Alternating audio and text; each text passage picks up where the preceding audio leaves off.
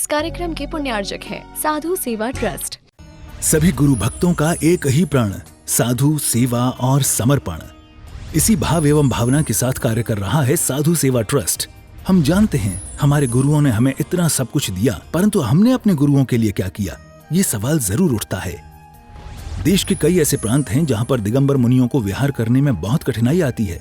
चौके वाले न मिलने पर विहार के दौरान आहार की व्यवस्था भी नहीं बन पाती। कई गांव व शहर आज भी ऐसे हैं जहां साधु संतों के चातुर्मास नहीं हुए हैं। इन सब को देखते हुए श्री साधु सेवा ट्रस्ट का उदय हुआ, जिससे दिगंबर मुनियों के आहार, विहार, प्रवास आदि की व्यवस्था को सुचारू रूप से बनाया जा सके, जिसके माध्यम से हमारा समाज, धर्म, संस्कृति सब सुरक्षित रह सकते हैं। क्यों न हम भी अपनी चंचला लक्ष्मी का सदुपयोग करें एवं अपने सच्चे गुरुओं की रक्षार्थ हेतु आगे आएं।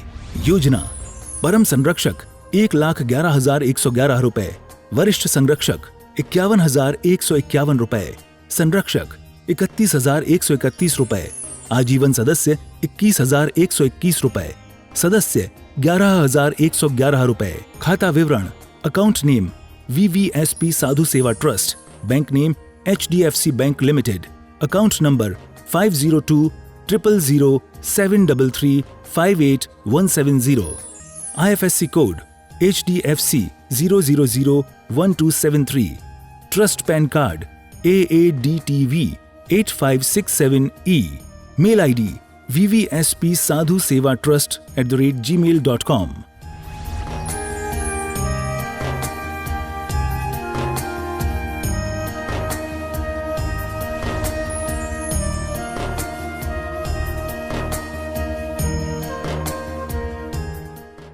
आत्मकल्याण के इच्छुक उपस्थित सभी धर्म प्रेमी, पुण्यात्मा एवं महानुभाव, इस संसार में रहने वाले जीवों के जीवन में समय समय पर अलग अलग पड़ाव या यूँ कहें कि अलग अलग अवस्थाएं आती हैं।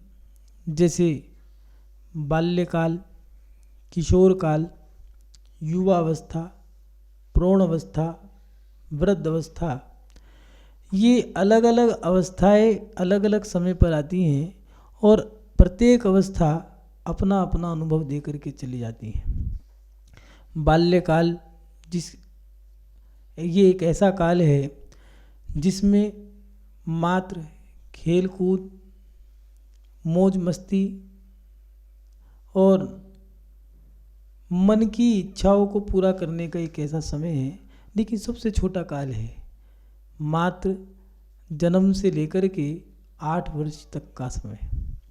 इसमें रो दिए तो आपको गोदी मिल जाएगी, मुंह खोल दिया तो खाने को मिल जाएगा, नए नए खेल खिलौने, नए नए कपड़े, नई नई गोदियाँ, नए नए कंधे, ये बहुत सारी चीज़ें इसमें मिलती हैं। सबका लाड़ प्यार दुलार और वो तोतली भाषा, वो तोतली बोली, उसका बोलना कितना अच्छा लगता है, लेकिन बहुत छोटी है ये अवस्था।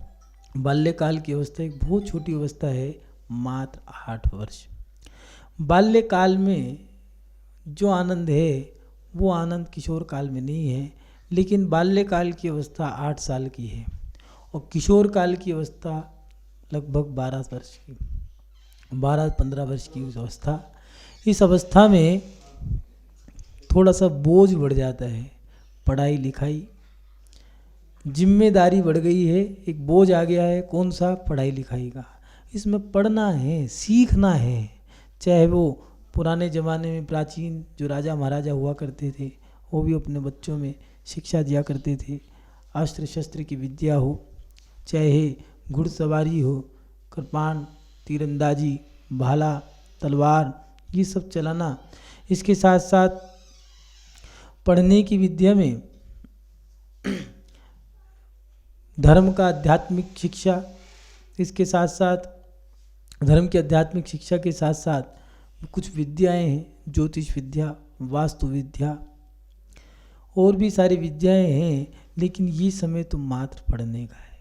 इस समय में थोड़ा सा विरह काल भी आता है, माता पिता से वियोग होता है, गुरुकुल में जाना, वहाँ के नियमों का, अनुशासन का पालन करना, और वहाँ तो बस सीखना ही सीखना है, सीखना है, सिखाना नहीं है।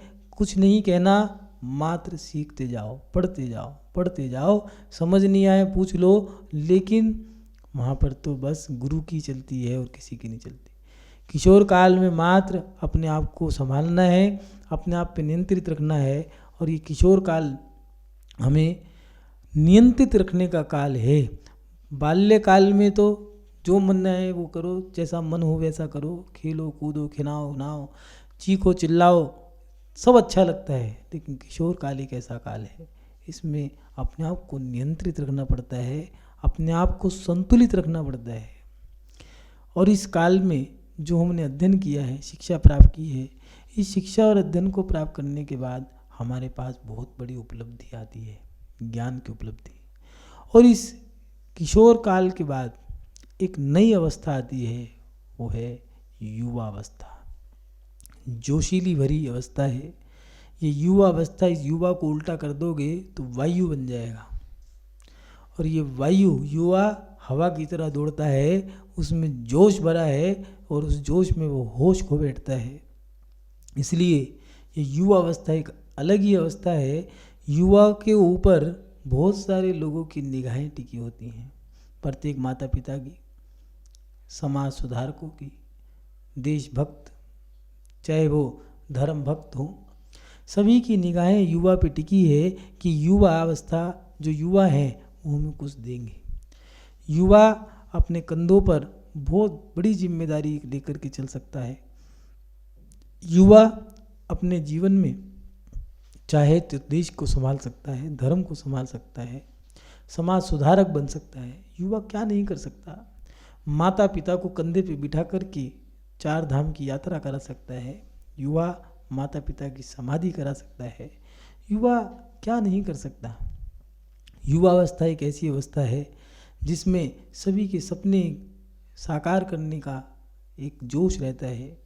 और युवा अवस्था में गृहस्थी को बसाना, कुल को, वंश को आगे बढ़ाना, शादी विवाह संतान, ये सारी व्यवस्थाएं युवा अवस्था की हैं। और उसके साथ साथ जोश भरे जीवन को सही दिशा में लेके जाना। और युवा अवस्था के बाद एक नई अवस्था निकल के आती है जो बाल्यकाल, किशोर काल और युवा अवस्था का एक अनुभव है। वो क्या है? वो है प्रौढ़ अवस्था। इस प्रौढ़ अवस्था में हमारे ऊपर जिम्मेदारियां आ जाती हैं। बाल्यकाल में हमारे ऊपर कुछ नहीं था, किशोर काल में हमारे पास कोई जिम्मेदारी नहीं थी, मात्र पढ़ना था। युवा अवस्था में हमारे पास ज़्यादा जिम्मेदारी नहीं थी, हमें ज़्यादा कुछ नहीं करना था। लेकिन प्रौढ़ अवस्था में हमारे तीनों जिम्मेदारी, तीनों अवस्थाओं की जिम्मेदारी हमारे ऊपर आ जाती है। बाल्यकाल, किशोर काल, युवा अवस्था की, उसे हमें अब निभानी है। हमने जो बाल्यकाल के खिलौने थे उनको अपने बच्चों को देना है, जो किशोर काल का ज्ञान था वो अपने बच्चों को देना है, और जो युवा अवस्था की चंचलता या फिर वायु की तरह हमारा बहना था, जो जोश था, उसको मंद करना है। उस जोश में भी सावधानी रखनी है। वो प्रौढ़ अवस्था एक ऐसी अवस्था है जिस अवस्था में हमारे ऊपर जिम्मेदारी आ गई है। माता पिता की जिम्मेदारी, पत्नी की जिम्मेदारी, बच्चों की जिम्मेदारी, व्यापार की जिम्मेदारी, समाज की जिम्मेदारी। जो सपने युवा अवस्था में हमारे ऊपर, हमारे लिए देखे गए थे, उन सपनों को पूरा करने की जिम्मेदारी इस प्रौढ़ अवस्था में रहती है। ये युवा अवस्था तो मात्र 20 साल की होती है। 40-45 साल की उम्र में सूरज ढलता होता है। अब युवा अवस्था चली गई, प्रौढ़ अवस्था आ गई है, जिम्मेदारियां आपके पास आ गई हैं।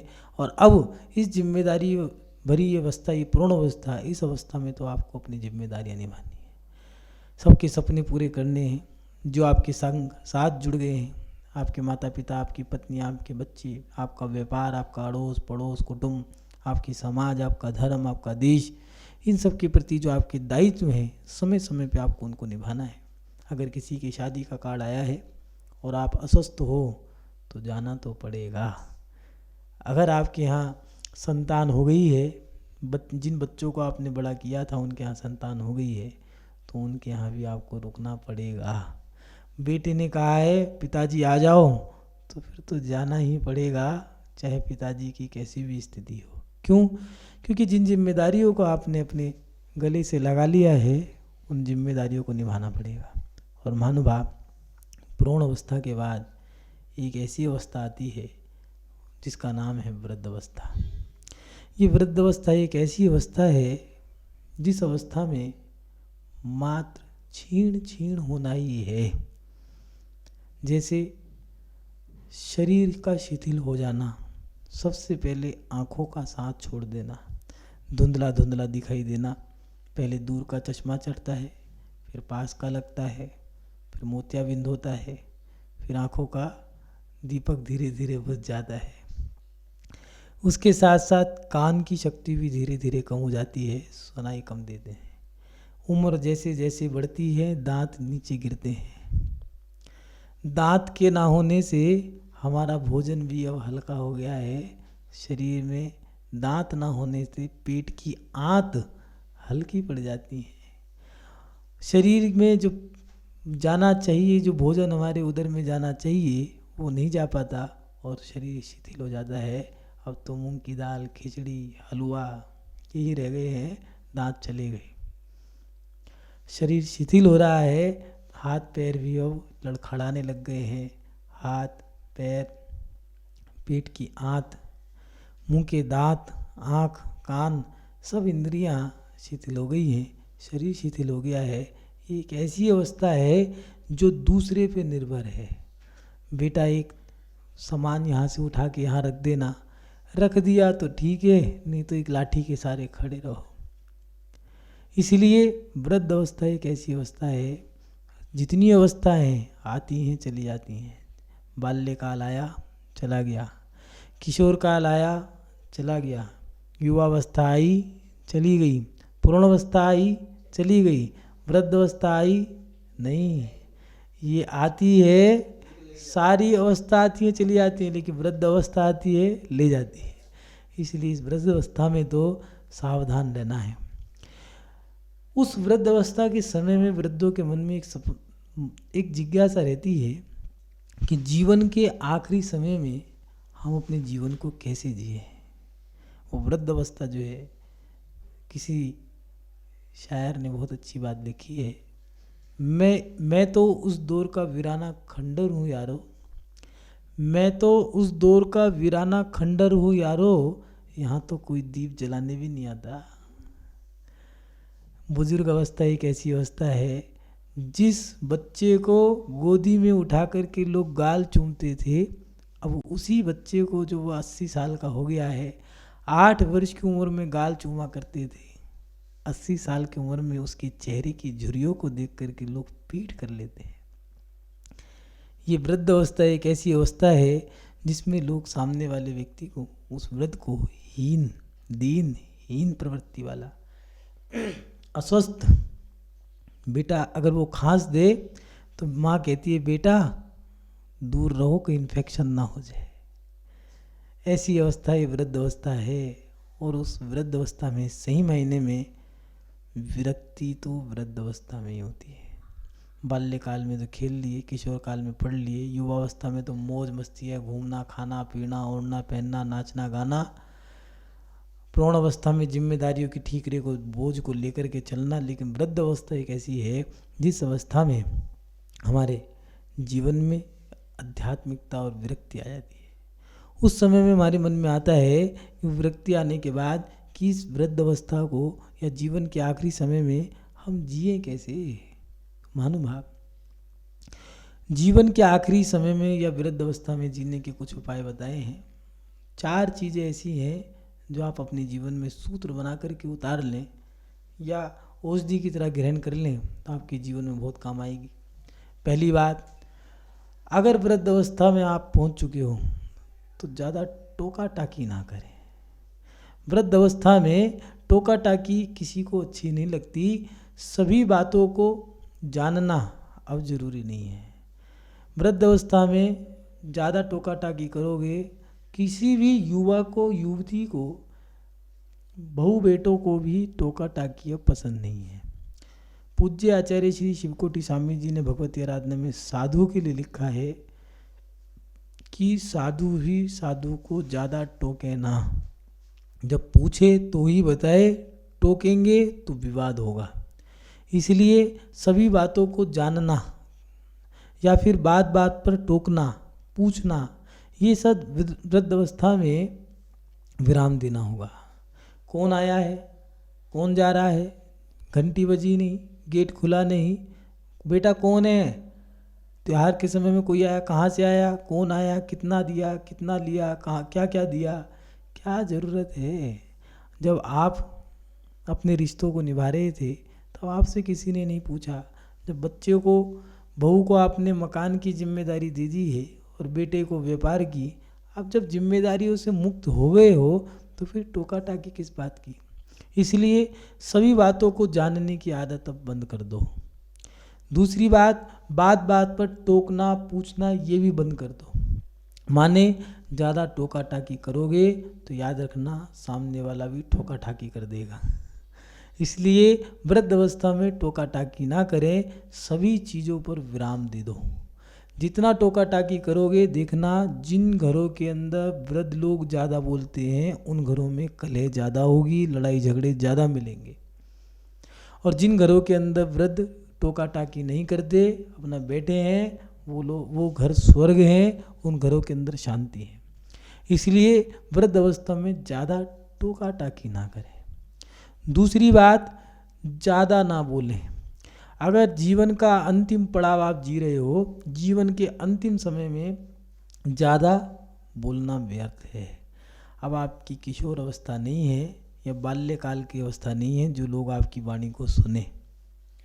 अब आप युवा नहीं हो जो आप अपने कंधों पे धर्म या देश की, आज समाज की जिम्मेदारी निभा रहे हो, ना ही आप प्रौढ़ अवस्था में हो, आपके ऊपर कोई जिम्मेदारी नहीं है। अब तो मात्र आप वृद्ध हो, अंतिम समय गुजार रहे हो। इसलिए अब शब्दों पर भी विराम दे दें, ज़्यादा ना बोलें। मौन लेना स्वीकार कर लें तो उसमें ही भला है, क्योंकि इधर उधर की बातें जानने से कोई फ़ायदा नहीं, बोलने से लाभ क्या है। अब राजनीति के जितने भी पद हैं, अध्यक्ष, मंत्री, विधायक, मंडलों में जितने भी पद हैं, उनको छोड़ने में ही लाभ हैं। अगर इनमें अटके रहोगे तो फिर भटकते रह जाओगे। इसलिए वृद्ध अवस्था में इधर उधर की बातें, इन चीज़ों पर विराम दें। राजनीति, इधर क्या चल रहा है, उधर क्या चल रहा है, देश में ऐसा हो गया भैया, वो तो जेल चला गया, केजरीवाल जेल में चला गया, क्या ज़रूरत है भैया। ना तुम छुड़ा पाओगे, ना तुम उसको डाल पाओगे। कोई नेता जेल में चला गया है, कहीं कुछ हो गया है, तुम्हें उससे क्या मतलब। अगर तुम कुछ कर सको तो तुम कुछ बोलो, कुछ करना भी नहीं है और खामा खा में अपने परिणाम खराब करो, दूसरों को भी खराब करो, और इन चीज़ों से आप अपने आप ही विवाद खड़े कर दोगे। दूसरी बात, इधर उधर की बातें, राजनीति की बातें, भोजन की बातें, जो भी आया है भोजन में, जैसा आया है बढ़िया है। अब वृद्ध अवस्था है, ज़्यादा सपने मत देखो मुझे खाने को ये मिले वो मिले। इसलिए भोजन की बातें हों या भोज कथा, चोर कथा या फिर राजनीति की कथा है, इन इत्यादि इन चीज़ों से बचें, कम से कम बोलें। मौन रहोगे बहुत अच्छा है। गंभीरता और मौन ये वृद्ध अवस्था में बहुत ज़रूरी है। जितने आप गंभीर हो जाओगे और जितने आप मौन हो जाओगे, वृद्ध अवस्था आपकी उतनी अच्छी हो जाएगी, सुरक्षित हो जाएगी। इसलिए पहली बात, ज़्यादा टोका टाकी ना करें। दूसरा सूत्र कि ज़्यादा ना बोलें। और तीसरी बात, अपने आप को जितना हो सके उतना समेट लें। आपने जितना व्यापार बढ़ाया था, जितने रिश्ते बढ़ाए थे, कुटुंब परिवार को जितना बढ़ाया था, उतना उतना अब समेट लें। माने जितना आपने अपने आप को फैला लिया था, अपना मोह बढ़ाया, अपना राग बढ़ाया, अपना देश बढ़ाया, उन सबको समेट लो। घूमना फिरना, मौज मस्ती, उम्र हो गई वृद्धावस्था की लगभग 70-80 साल की, अभी भी शादी ब्याह के सपने नहीं छूट रहे हैं। अभी भी इच्छा है, चाह है, अरे एक पोते की शादी तो देख ही ले। या फिर नवंबर दिसंबर का महीना आता है, उसमें शादी ब्याह बहुत होएगी, भैया एक कार्ड शादी में तो जाना ही है आज। अब तो इन चीज़ों से छूट जाओ, अब इन चीज़ों को समेट लो। 80 साल की उम्र में भी 70-80 साल की उम्र वृद्धावस्था की होती है। ऐसी उम्र में भी अगर घूमना फिरना, मौज मस्ती, शादी विवाह इन चीज़ों से लगे रहोगे, जुड़े रहोगे, तो फिर कब अपना कल्याण करोगे। जीवन का ये आखिरी पड़ाव है। पता नहीं शादी में तुम चले जाओ, लौट के आओगे भी या नहीं आओगे, और क्या पता चले गए कुछ खा पाओगे भी या नहीं खा पाओगे। इसलिए ये समय जो है ये आखिरी समय है। इस आखिरी समय में अपने आप को जितना हो सके उतना समेटो, अपने घूमने की क्रिया पे विराम दो। अब यात्राएं करना ठीक नहीं है, कहीं ऐसा ना हो यात्रा करते करते तुम्हारी यात्रा निकल जाए। इसलिए यात्राओं पे विराम दो, अपने आप को मौज मस्ती इन चीज़ों में विराम दो। पहले कोई वृद्ध महिला सज धज के खड़ी हो जाया करती थी तो डर लगता था। कोई कहा करते थे कि अम्मा, बहू बेटियां कह भी दिया करती तुम भी सज लो, तो डर लगता था सजूं या नहीं सजूं। क्यों पूछते थे, क्यों डर लगता है, कहीं कोई ये ना कह दे कि बूढ़ी घोड़ी लाग लगाऊं। इसलिए पहले बुजुर्ग लोग सज धज के नहीं घूमते थे, लेकिन आज 80 साल की उम्र में भी लोगों की चाह पूरी नहीं होती है। अभी भी शादी ब्याह में घूमना, मौज मस्ती, यात्रा करना, शादियों में खाना, ये सब चीज़ें आखिरी पड़ाव पर अच्छी नहीं लगती। ये तो पहले दूसरे तीसरे पड़ाव की क्रियाएं हैं। चौथे पड़ाव के बाद, चौथे पड़ाव में भी धीरे धीरे छोड़ना, और अंतिम पड़ाव में तो सब कुछ का त्याग कर देना चाहिए। इसीलिए अपने आप को जितना हो सके उतना समेटें। और अंतिम बात, ज़्यादा से ज़्यादा धर्म साधना करें। जीवन के आखिरी समय में कैसे जिएं, तो सबसे ज़्यादा अपने जीवन में आखिरी समय को जीना है तो धर्म साधना करो। लोगों ने आज के समय में धर्म साधना का मतलब बना लिया है घूमना फिरना, पहाड़ों पे चढ़ना उतरना, या फिर चीखना चिल्लाना, मौज मस्ती। ये धर्म साधना नहीं है। धर्म साधना है आपका संयम कितना मजबूत है, आपने 5 इंद्रियों को कितना अपने बस में किया है, 5 स्थावर जीवों की और त्रस जीवों की कितनी रक्षा कर रहे हो, मन को कितना बस में कर रहे हो। संयमित होना, ये है हमारे जीवन की साधना। समता भाव आया या नहीं आया, जरा सी बात किसी ने कही नहीं आपको तो क्रोध आ गया, ओले सोले पत्थर भी पड़ गए तब भी पारसनाथ भगवान ने चीनी करी। सेठ धनंजय ऐसे ऐसे सूरमा हुए हैं, सुभट हुए हैं, वीर हुए हैं। गजकुमार मुनि सिगड़ी सर पे रख दी लेकिन आवाज़ नहीं निकली। कुलभूषण देशभूषण मुनि एक नहीं कितने दिनों तक उपसर्ग हुआ लेकिन टस से मस नहीं हुए। अकलंक स्वामी निकलंक स्वामी कैसे छोटे से बालक ही तो थे, लेकिन धर्म के लिए कैसा जज्बा था। चंदन वाला सब कुछ मौन होकर के सहन करती गई। सुर सुंदरी, अंजना सती, सीता सती, चंदा सती, मैना सुंदरी, सोमा सती, इन सतियों ने कितना सहा है। अपने जीवन में ये समता भाव का आना ये बड़ा दुर्लभ है। इसलिए वृद्ध अवस्था में अगर अंतिम समय में जी रहे हो, वृद्ध अवस्था आ गई है, आखिरी पड़ाव है, आपने सब कुछ देख लिया, खेल लिए, कूद लिए, पढ़ लिए, लिख लिए, खा लिए, पी लिए, घूम लिए, फिर लिए, सब काम कर लिए हैं, शादी हो गई, बच्चे हो गए, बच्चों को पढ़ा दिया, लिखा दिया, खिला दिया, पिला दिया, उनको बड़ा कर दिया, पैरों पे खड़ा कर दिया, उनकी भी शादी कर दी है, उनके भी बच्चे हो गए हैं। आपने अपना बचपना देख लिया, बच्चे का बचपना देख लिया, पोतों को देख लिया है, सारी जिम्मेदारियां निभा ली हैं, सारे रिश्ते देख लिए हैं, व्यापार कर लिया है, सब कमा लिया, सब कुछ कर लिया।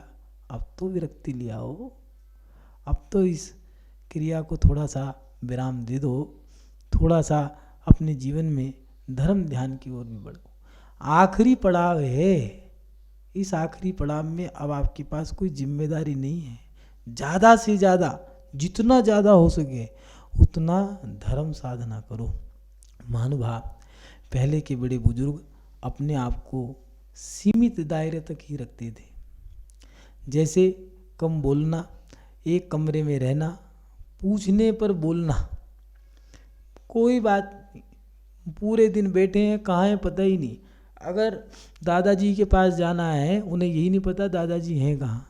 4 आवाज़ लगाने पर तो एक आवाज़ आती थी, हाँ बेटा।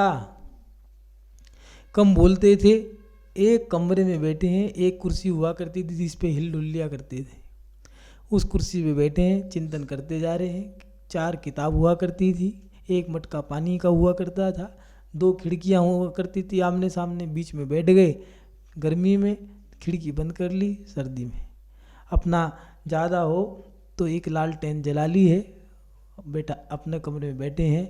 2 रोटी आ गई है तो खा लिए, नहीं आई तो पानी पी करके पेट भर लिया। क्यों कहते थे, उनसे पूछा आप क्या ही देते, भोजन नहीं आया तो कहा भी तो क्या कहा, धीमी आवाज़ में कह दिया, बेटा अगर आनी होती तो बिना कहे आ जाती, कह के भी नहीं आनी होती तो क्या कर लेता। सब्जी में नमक नहीं है, बहू ने दादाजी वाली सब्जी को खा लिया, मन में आया कि बड़ी स्वाद बनी है, देख लो कैसी है, मैं भी आज ये कर लेती हूँ। भोजन करा तो पता लगा ओ नमक तो है ही नहीं है। अगले दिन टेस्ट किया तो कहने की वो दादाजी का भोजन नमक नहीं डलता, और फिर भी कुछ नहीं कहते। इतना समर्पण हो गया कि सबसे पहले दादाजी के भोजन को परोसना है। ये है बुजुर्ग बना, अपना आखिरी पड़ाव ऐसा जियो कि आप सबके जीवन के आदर्श बन जाओ। कम से कम बोलो। आज के लोग पुराने बुजुर्ग लोगों को धीमी गति का समाचार कहते, अगर वो बैठ जाएं तो खड़े नहीं होते थे, खड़े हो जाएं तो बैठते नहीं थे। एक बड़ा पजामा जिसके अंदर 2 पैर और आ जाएं, लोग कहा करते थे क्या है हुलिया बना रखा है, लेकिन वो अच्छा था। ढीले कपड़े पहनते थे जिससे शरीर में मन में किसी प्रकार की वासना नहीं, कोई तनाव नहीं। कम बोलते थे, अपने आप में मस्त रहते थे। एक कमरे में रहना है, थोड़ा सा जगह में अपना पूरा जीवन जी लिया करते थे। पूछने पर बोलते थे, अगर कोई बात पूछी है तो बता दी। 4 बार पूछते थे, 1 बार बताते थे। इसी में अपना बड़प्पन था, महानुभाव। आज हम अपना आखिरी पड़ाव कैसे जी रहे हैं, अपने आप को टटोल लें। कहीं ऐसा ना हो कि आपका आखिरी पड़ाव पता नहीं कितने जन्म आपको और भटका दे। इसलिए अपने आप को आखिरी पड़ाव के लिए सुरक्षित करना होगा। वो कैसे? अपने आप को आखिरी पड़ाव के लिए जो आपको उपाय बताए हैं, ज़्यादा टोका टाकी मत करो। इस कार्यक्रम के पुण्यार्चक थे साधु सेवा ट्रस्ट।